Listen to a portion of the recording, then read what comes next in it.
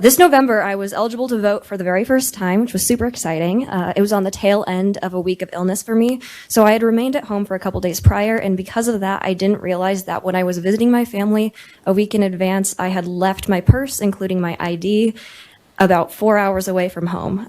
Because of that, and the fact that my polling location was decently close to my home, I chose to walk about 20 minutes to a church nearby and cast my vote for the first time.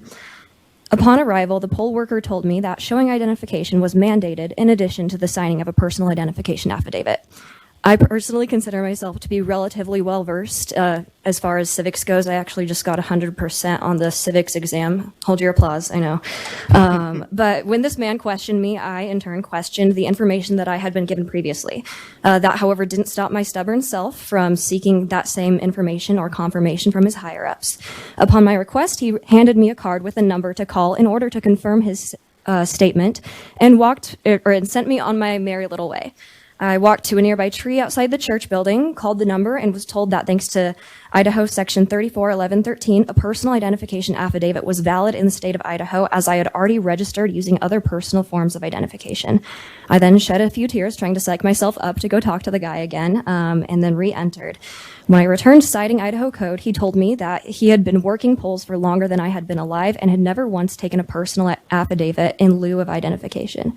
This led me to wonder how many others like myself had been turned away because of the ignorance of a civil servant or misinformation. My story is not unique. Once registered, a voter has already provided necessary identification, such as a driver's license or social security number. The narrative that voting should not be easy is one that really scares me, as it will end up selectively silencing the voices of tax-paying, law-abiding, and obligation-serving people.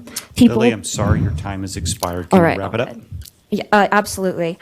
I just would like to say that I am a very big proponent of the adjustments made in the proposed RS. However, I think it should come with better education surrounding the personal identification affidavit, as it's something that there's been historic just misinformation on. And I think that should we do better at informing not only our constituents but also our poll workers about the affidavit process, it shouldn't be an issue on what identification is taken the day of voting at the polls. Thank you. Thank you, Lillie. Fortunately, the Secretary of State is in the room, and he's heard your voice, and I'm sure he will make sure that that gets taken care of. So thank you.